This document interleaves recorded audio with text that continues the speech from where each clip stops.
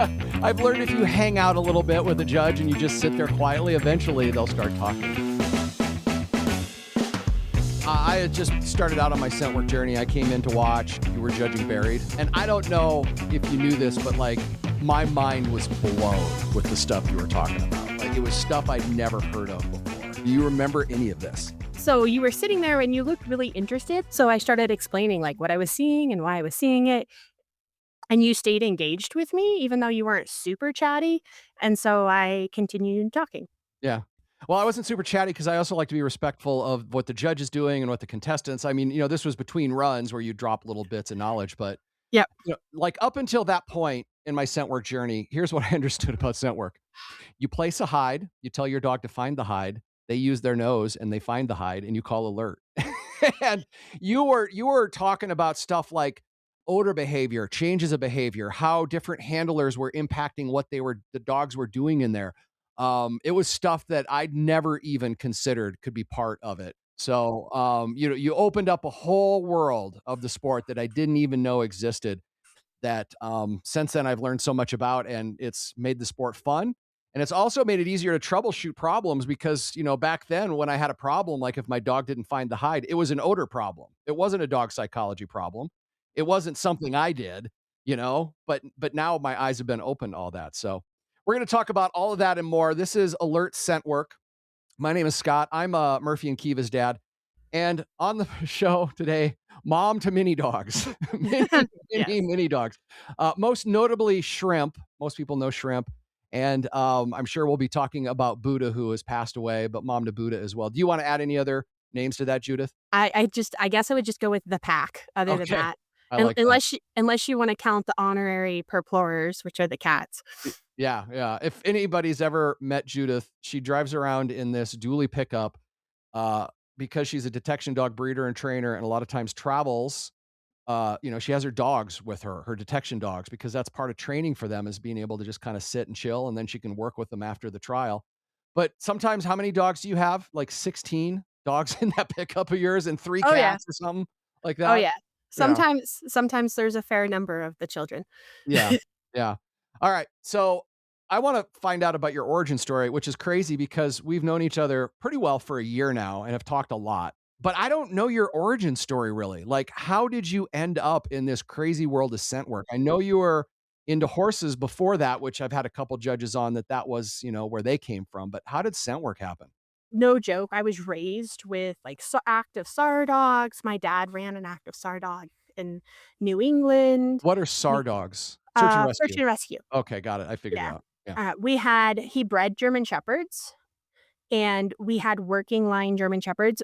A lot of our studs were actually retired police dogs, so we always had a couple retired police dogs hanging out. I learned real quick, like, do's and don'ts when I was little.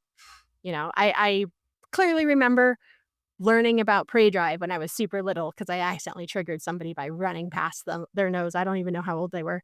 And, I mean, they didn't hurt me, but it was, like, one of those moments where you're like, "Oh, yeah, maybe don't do that." From there, it was kind of a little bit of a winding path.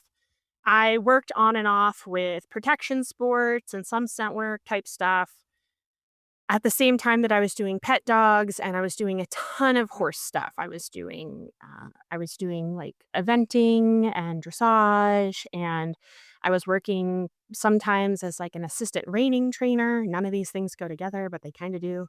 So I was, doing all that type of stuff, and then I was just doing whatever piqued my interest with my own dogs. I had a very mixed pack. I had everything from huskies to pits to there was a tiny chihuahua rescue at one point. So all sorts of different things. That's actually where Buddha came from is during part of that period, someone, as they do, dropped a litter of 11 puppies on my doorstep that needed to be hand raised.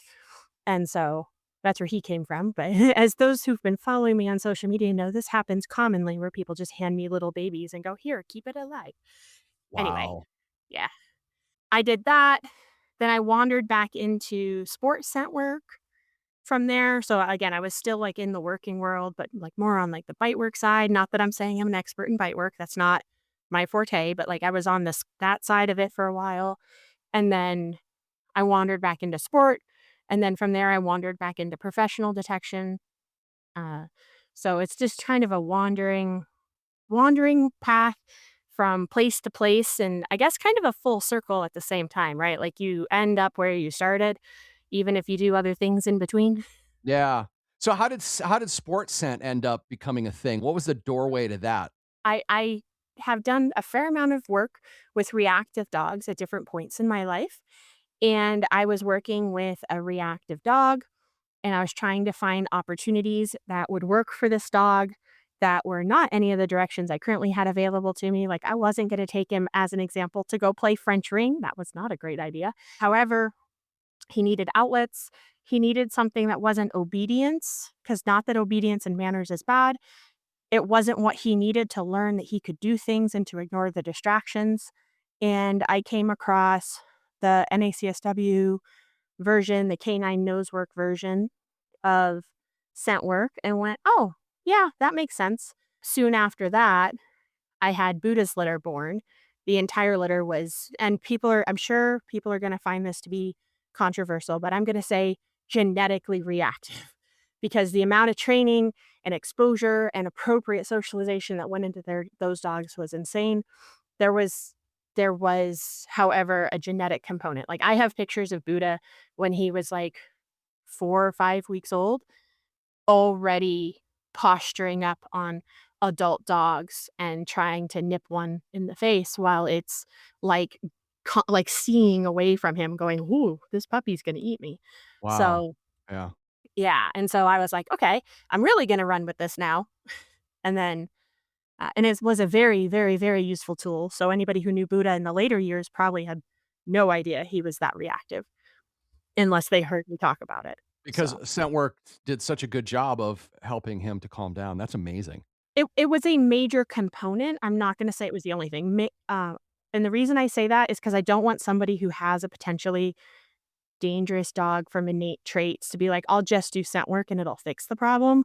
Like, you Mhm. have to understand that there's a management and awareness piece that goes into that in dog's entire life, and if you're not willing to step up and do that to keep him and everybody around him safe, whether it's four-legged or two-legged, then that might not be what you need to be doing. Yeah, that's fair. So was Buddha your first scent work dog? I'm getting the sense that maybe not. Maybe there was the other, dog before that for sport?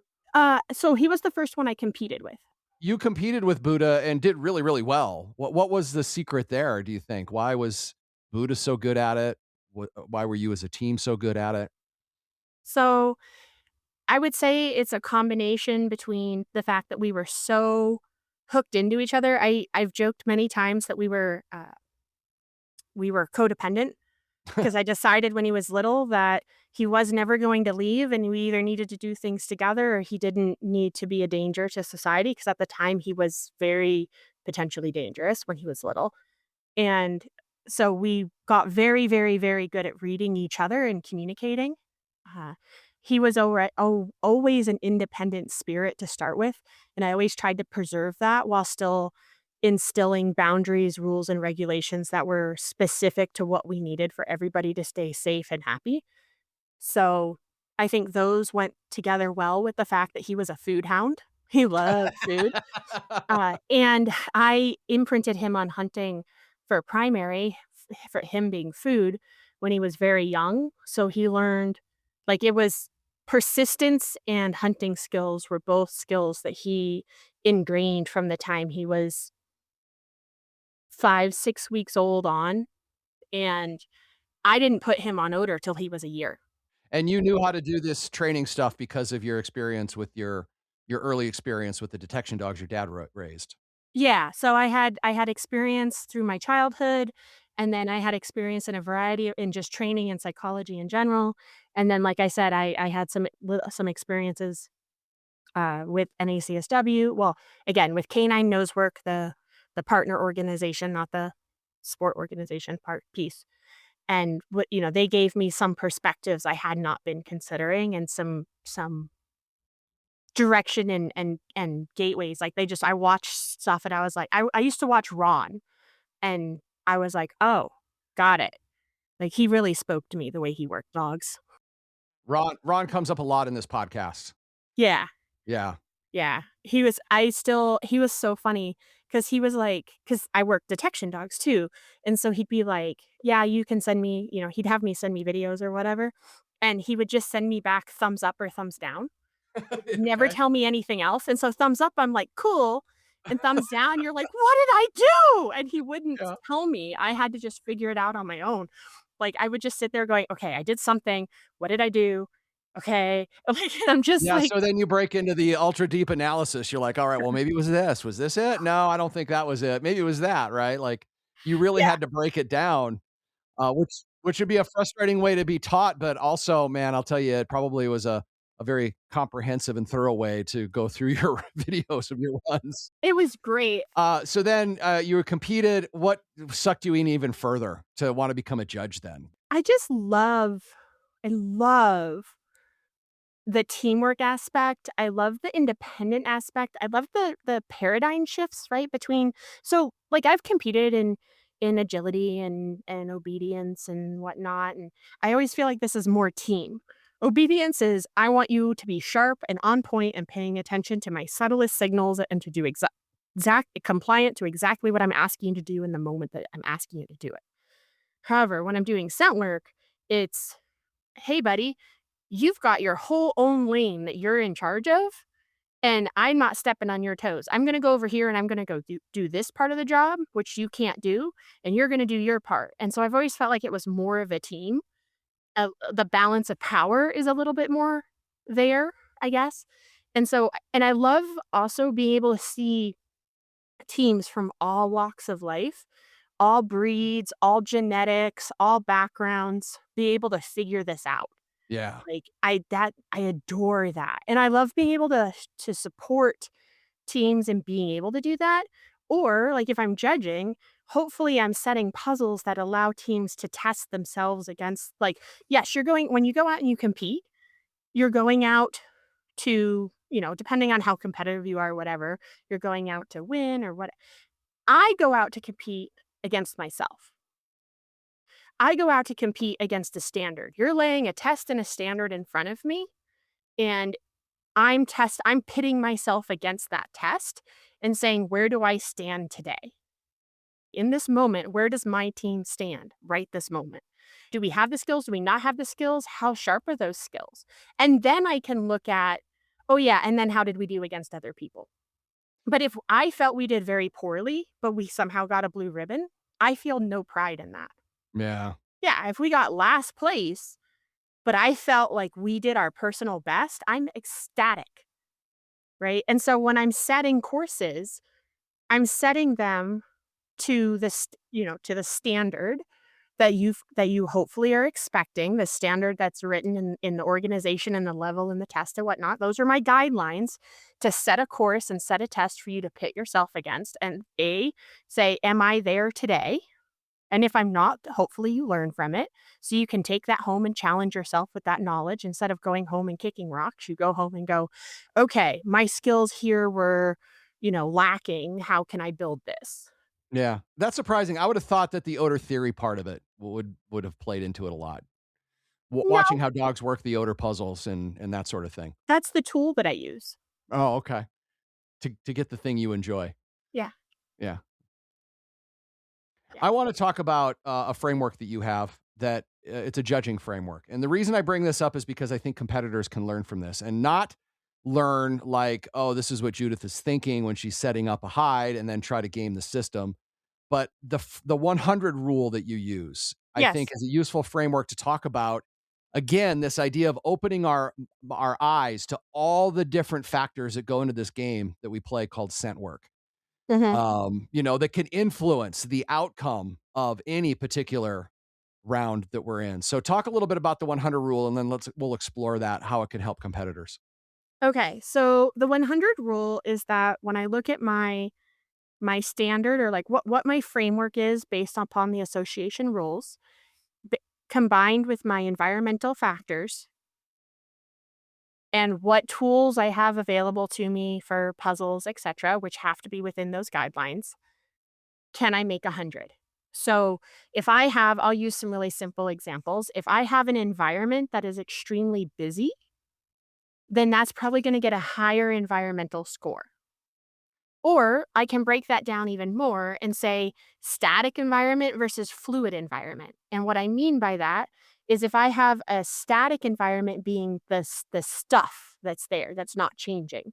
Maybe it's full of storage, or maybe it's full of boxes, or maybe it's a really cluttered classroom, or maybe we're at Friday the 13th and we're in the Swamp Thing area, right?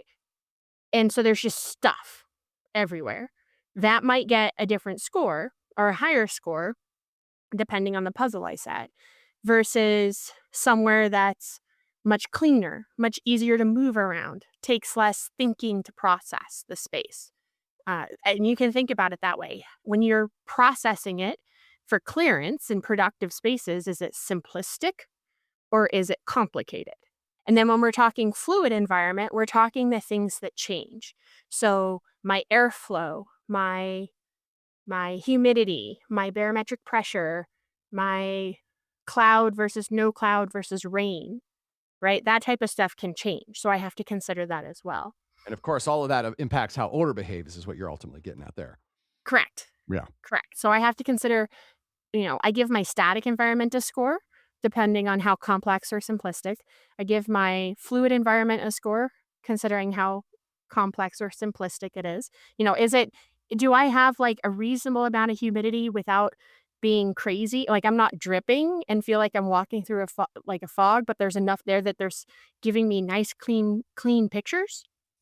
Or am I super dry and everything's just floating away? Do I have uh, am I in the sun or the shade? Am I cool, right? Meaning it's gonna stick a little bit closer and they're not moving as fast and again, giving me a little bit crisper or cleaner of a picture, or is it really hot and they're dissipating out in a big cloud everywhere and I don't have clean lines? And I didn't do a very good job of setting this up. The 100 rule is what you use to create level appropriate challenges given all the different variables. So, kind of to summarize, if you have a really crazy static environment and a really crazy dynamic environment, then the hide, those are scoring high. They're getting you pretty close to 100. So you're not going to necessarily probably set complicated motor puzzles. Correct. So now I'm gonna set a more simplistic puzzle because my environment has given me, and simplistic doesn't mean easy, right? But I'm setting something that is gonna score lower, have clearer, crisper pictures to the best of my ability, etc. Because I already scored high somewhere else, so I'm not gonna put the emphasis on the puzzle. Right. If I have very simplistic environments, then I'm probably going to have a higher puzzle value. Again, not because I'm trying to mess with the team. I want everybody who's at that level to be successful, but because I'm trying to make, to the best of my ability, every trial equal in challenge. It's just that the challenge is changing. Exactly. So I think, for example, for a novice team, perhaps if they come in and you happen to be at a fairgrounds and the only place you can do an interior is on like sawdust or something like that, where all other sorts of animals have been on there.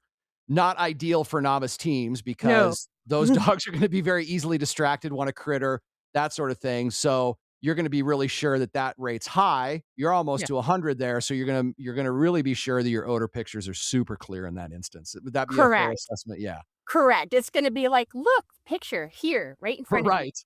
Go." Maybe even hitting them in the face at the start line, right? Like, That would be the goal. That would be the yeah. goal. Yes. Or if it's a a master team and it's a pretty simplistic environment, not a lot of places where odor's collecting, not a lot of areas that productive areas you have to search, then maybe the puzzles are going to be a little bit more challenging and nebulous that the dog's going to have to think through because they don't have to check all the different areas. Correct. Yeah. So what I Correct. love about this, and maybe you can even explain it, maybe we can do it together. From a competitor standpoint, it just really opens your eyes to all the things that are going on that can impact your success in a search, right? And Yes. I think you can take that to heart if you don't succeed in a search, because you could be like, wow, for our team, the environment was really challenging, but we Mhm. still found 2 of the 3 hides. Yay, that's actually a big win for us, Yeah, right? and there's another piece that people don't consider a lot of times on the score, which is part of my association rules might say I have 1 to 3 minutes. Well, a lot of times I'm gonna say, "Well, how do I make sure you have enough time for proper clearance?" Maybe my area is super simplistic, this is a higher level search, and and whatnot, and I don't have a ton of different hide options, so I might actually put the challenge in my time pressure instead. Still making sure that it's doable Everything has to be doable. Like, I'm not like, "Ooh, can I get you with time?" But that is another piece of the puzzle. It's another piece of the pressure. So, am I giving you too much time, causing you to overthink it? Am I giving you a solid amount of time so that my teams can get around the space productively? Or am I going to push you a little bit because of the simplicity? Right, right. Right. And I've been in the parking lots at trials where you've done that, and for some reason, that time thing can trigger some people. It Like, really it's can. it's really strange to me because there are so many other variables that judges can play with, right? Like, Mhm. if there was a distractor out there and it was a toy that your dog loved from home and it just so happened to be there, well, that's a laughed off sort of, "Oh, wow, we sure, didn't work out for us on that one." But when judges start manipulating time and it's not just you as part of the challenge or pressure, people start to freak out as opposed to just go, all right, how might this impact my strategy now? I Yeah. know I don't have a ton of time. And part of that also depends on your trust in the judge, right? Mhm.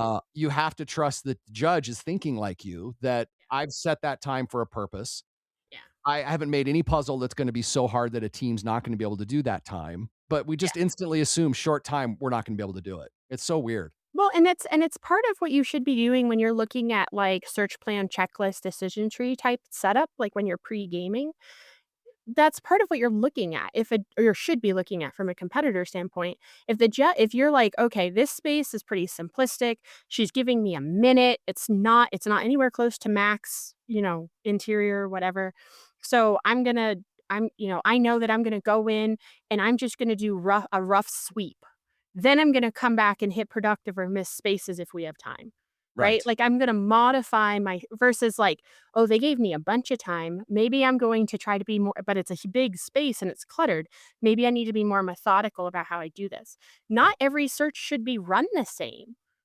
And so even yes, dogs have specific traits and teams have specific things they're better at or worse at or they prefer, and that's great, and you should definitely do that when you can, but there's times where you need to train and run so that you can modify it for what's in front of you.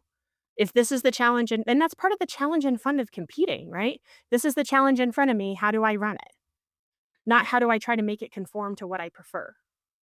Another way I think that the level 100 rule can really work is when we're training, because I think sometimes, especially when we're first starting out in scent work, we take for granted some of the challenges our dog might be facing, and we don't take that into account when we're setting training hides. So, for example, if I'm going to a park because I want to train my dog in various environments and they're a squirrel hound and there's squirrels all over the place, then maybe those hides should be pretty easy. So we can, train that odor is more important than the squirrels, as opposed to that's the time you decide to work on a triangle hide. Oh, 100%. So, if I'm trying to train and I'm going into a situation and like we'll use the one you just described, right? I'm going in with a goal. So we can go in when we're training, we can go in and say, I have X goal, and I'm going to set my environment to support me training the goal. Or we can go in and say, I have X environment, and I'm going to pick the training situation that is going to benefit us that fits the environment. So if I know I'm going to the park and he's a squirrel hound and there's squirrels there, well, now my environment is dictating that I'm going to pick a puzzle that is going to support us moving forward and be successful based on my environment. Right? If I wanna work triangles, then I need to go somewhere else and pick an environment that supports the goal. So, neither is bad, they're just different ways of thinking. Yeah, yeah. That 100 rule is absolutely fabulous. So I hope some people find some value in that. And I hadn't heard anybody else quite, a lot of judges might think that way when they're setting their hides, but I've never heard it said, out Yeah. loud that this is what's going on. I'm all about taking complex stuff and making it simple. I love it. That's perfect. That's perfect for me. It's perfect for me. I want to talk a little bit about detection dog work. So that's a big part of what you do. You raise detection dogs, you train detection dogs, you breed them. You've handled detection dogs before. What can we take from that aspect in detection dogs? And I know there's a million things, but let's just pick one and apply to the sport world. What can we learn from that aspect of what you do? Independence comes first. Okay. Is that it? This is the shortest section of the podcast ever. Explain a little bit more from your perspective as a detection dog handler, what that means and what you mean by that. All right. So when I'm working my detection dog, like and again, my sport dog too, I'm not the one with the nose. They are. Now, okay. There's certain odors that you walk into the space. You're like, this odor's hot. Like, this space is hot. That still doesn't tell me where source is. I'm not going to go find it. They have to find it. And so if I'm trying to like dictate where they're going, or if they're even worse to me, if they're like constantly looking at me going, "Mommy, help me," I am not going to be successful or happy or have fun.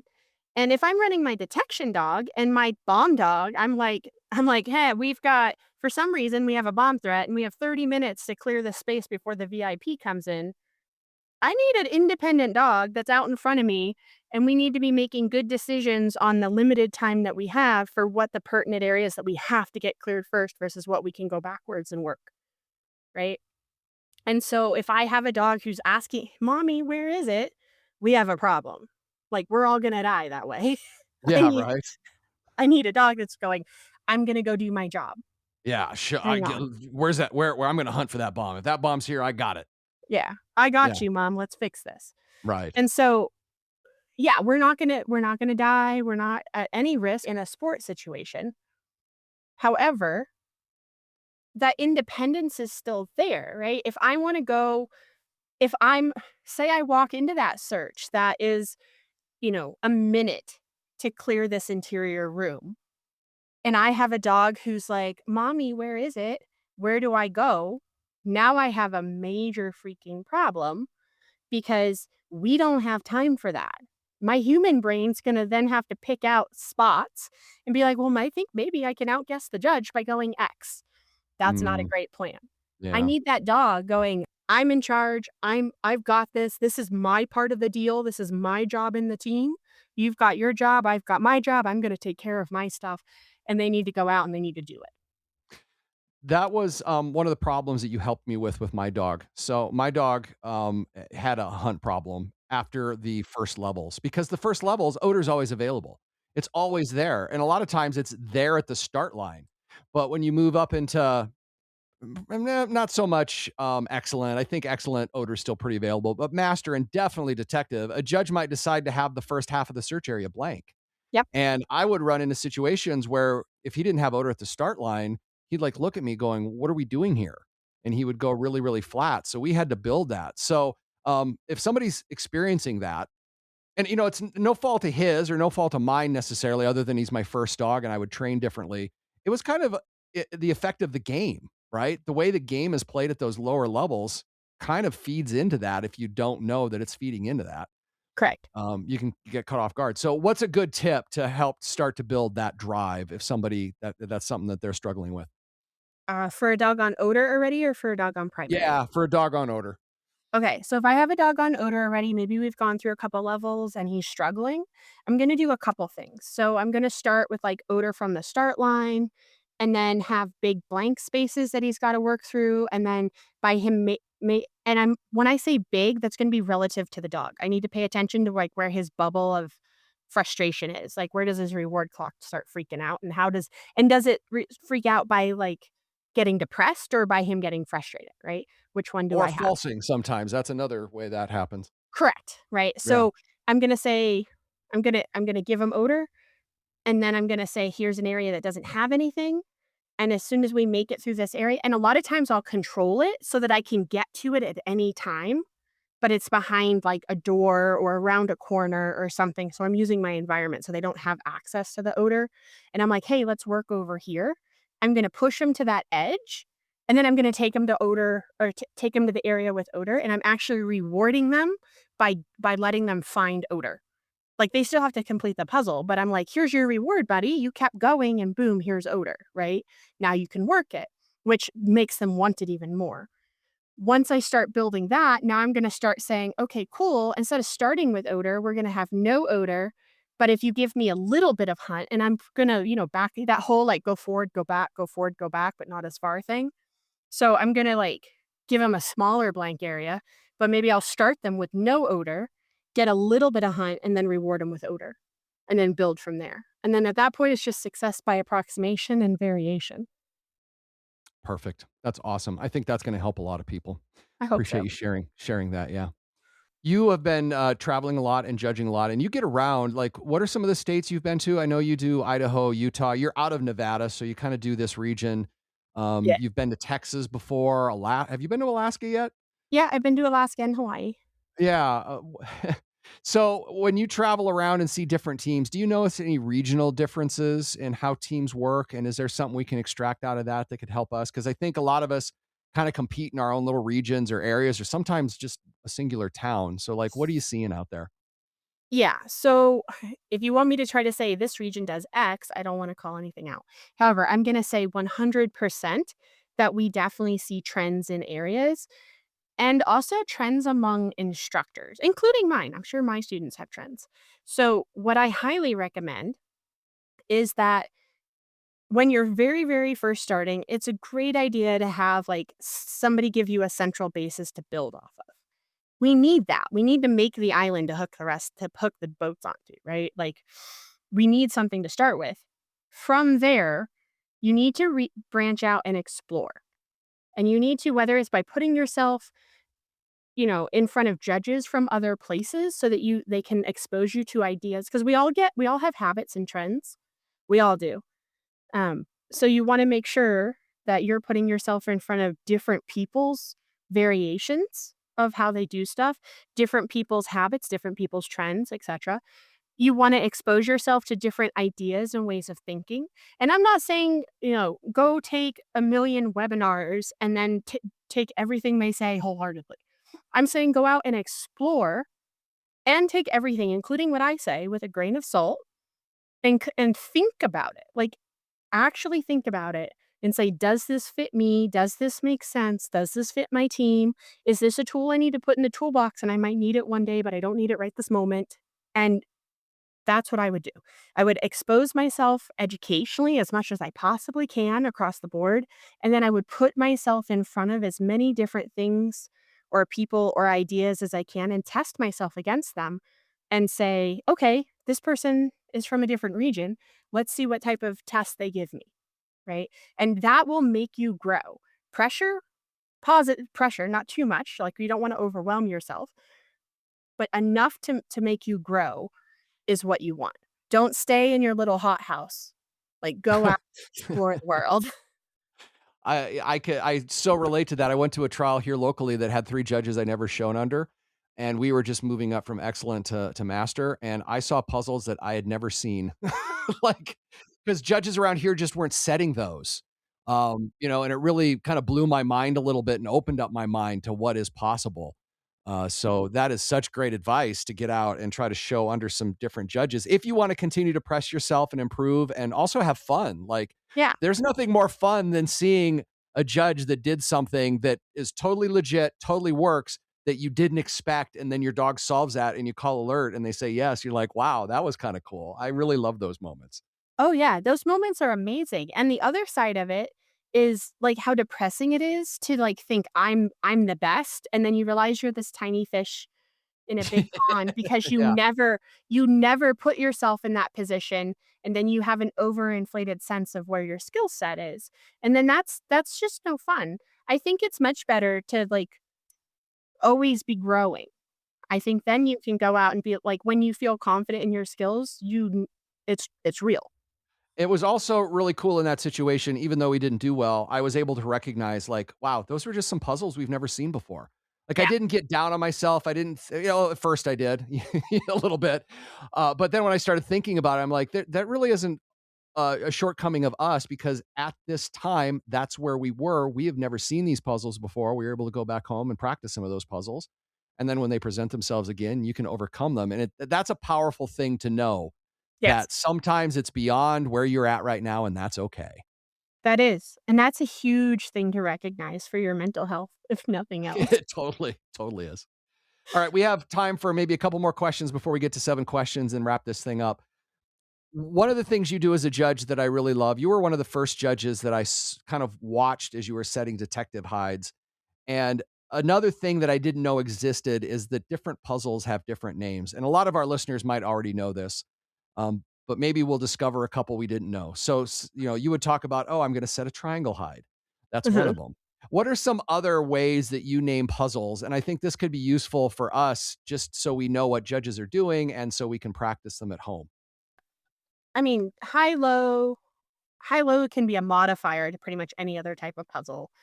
So you've got high lows, you've got line. I will say my 3 basics are simple converging, which can also be modified by how close they are. So simple converging lines and triangles are and then single hide difficulty, right?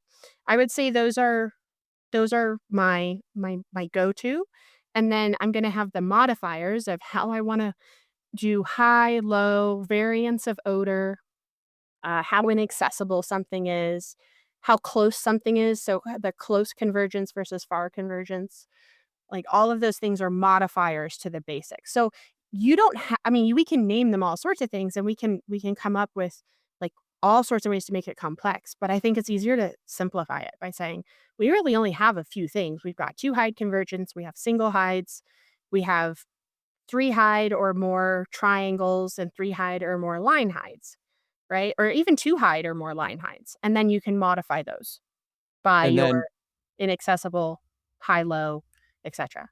right, and then closeness makes the converging more extreme, Can, yes, or for sure. further away could make it, less extreme. So that might be how you would control, Mhm, a highly distracting environment. You might still set a converging, but you might not set them so close. In a lower distracting environment without a lot of stuff, maybe you'll make it a tougher close convergence. correct. Or I'll use an example of a hide that I set a few years ago, and it was a excellent exterior. The area was very simplistic. It was like a sidewalk and the side of a building and an alcove. Like, you went around a little bit and there was an alcove right there.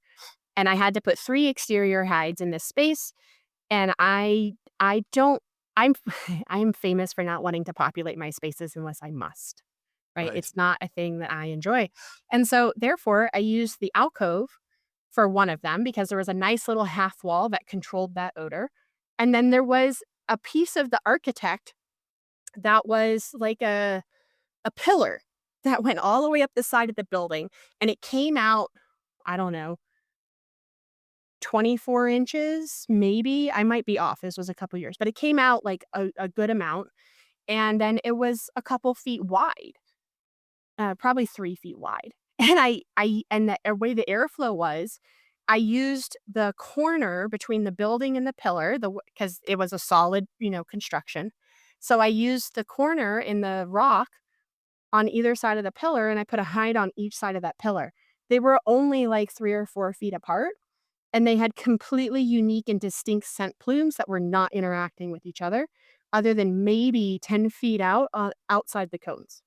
Mm, And we had a really high success rate, and people were flabbergasted because they're like, "Those hides are so close together." And I'm like, "Yes, but they're not talking to each other right. at Yeah. all." Yeah, and you as a judge knew that, so, I mean, and a lot of competitors, even myself, might not have realized that at the time, and they're probably amazed how close how close they were and they got them Correct. Correct. because We that had a really yeah, nice success rate. It because that was can freak people out when hides are super close like that. it did. Most of the people that didn't get it, it was purely in their mind. They were just like, "No, that can't be it." Yeah. The other thing I wanna talk about briefly is, using the same odor close to each other too. That's another thing that freaks people out, and I would like you to calm people down a little bit when they hear that, like, 2 birches were super close to each other, Oh, how no. not big of a deal that really is. It's really, really, really not. So, you can run into some problems if your dog has never seen the picture. However, dogs alright, so first off, we end up with other odors attached to our odor, etcetera. Like, I mean, we've got the hide vessels, we've got, whatever adhesive-y thing, is it sticky? Is it a magnet? Is it a da da da da? All the things, right? All the things. So, there's something different about every hide as well as the same. Okay. On top of that, dogs are really, really good at sorting molecules. Really good at it. And I can't so way back, it used to be in NACSW that you would work all the way through one odor. Like, you would work birch, right? And you'd get your ORT and you'd get your NW1 before you put your dog on more odors. Like, it was not common for a dog to go through multiple odors at once. You did, like, one odor, and if you did multiple, like, it was controversial. There was a period it was controversial to put your dog on multiple odors at one time. And so you would watch these dogs, like, you've got 10 birch hides in your living room, and the dogs are working them. And the dogs are working all of them and finding them, and they're NW1 or not basically novice level dogs. And they're like, bam, bam, bam, bam, bam. Like, it's beautiful. Right. Even if they're converging, they can figure it out. And Oh, yeah, let alone if it was the situation where you had 2 non-converging plumes, that would be a piece of cake. correct. Yeah. So it's the human brain that makes us freak out about it. Yeah. Now, can I make it more challenging, less challenging by doing like a line hide, all birch, all same plane? Yeah.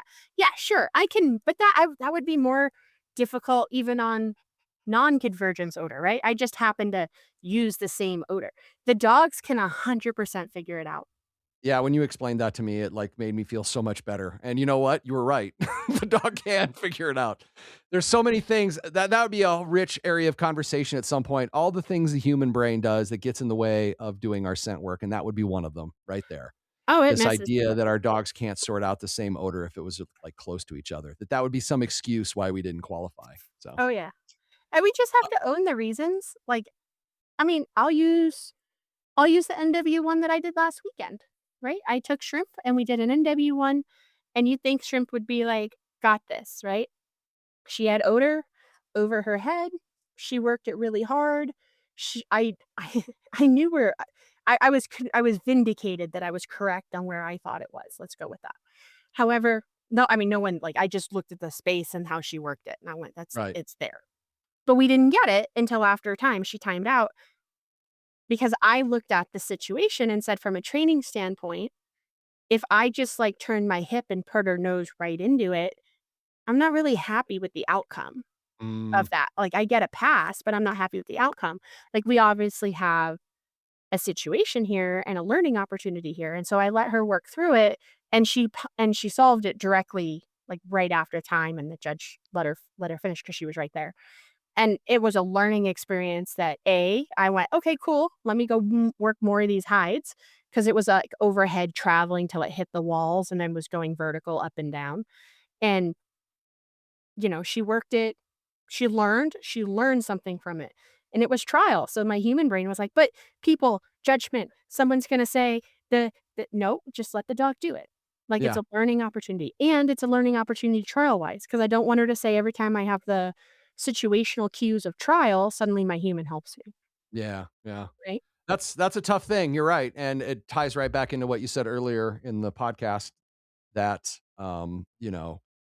if you were dead last, but you had the best run that you guys could ever have, you're happy with that, Mhm. and if you came in first place because you turned that hip and put her into it, you would not have been happy with that, so No. I think that's a great place to end. Cool. We're gonna go ahead and wrap with 7 questions. You ready for this? It's 7 questions, rapid fire, just a sentence. If I want more, I'll ask for more. You ready? Sure. Okay, here we go. What is your dog's favorite reward after a great search? It could be shrimp, it could be in honor of Buddha, whoever. Any type of food. It doesn't matter, huh? Anything. It could be the driest, nastiest piece of kibble. Shrimp's a beagle. Shrimp will eat anything. So would What Buddha. what's one piece of advice that you would give your beginner scent work self if you could go all the way back to the beginning? Don't care about other people. What do you hope competitors say about your searches? That I honored the dog and I was a team. What does it mean to honor the dog? Okay, so to me, honoring the dog is being part of the team. So it's not me taking over for the dog. It's also not me leaving the dog out there on its own to figure it out when it's not appropriate. So it's kind of a balance. But honoring the dog is allowing the dog the full chance to experience and work and learn, as well as the full chance to be part of our pack of two as we're hunting together. I love it. Okay. Let me flip that. As a judge, what do you hope the competitors will say about your searches? That they were fair but challenging. What type of search or hide do you think teams often underestimate? Anything where a plume is in another plume. Okay.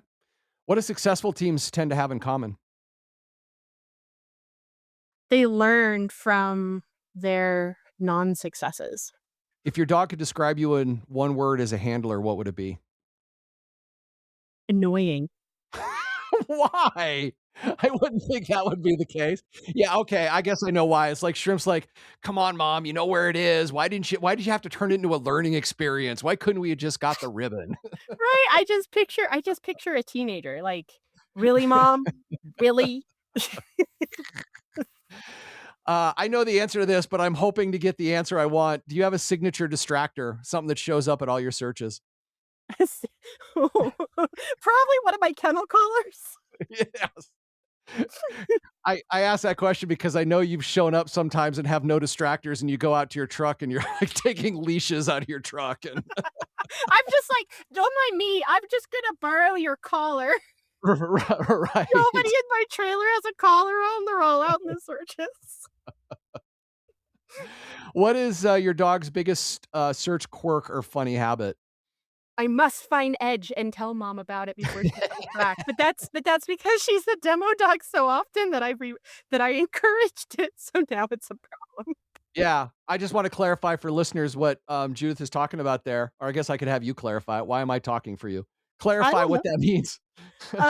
So I use Shrimp as a demo dog a lot. That's actually all of her training for nose work came through not demoing didn't teach her, but I was using her as a demo dog. So all of the skill sets we developed were demo dog specific.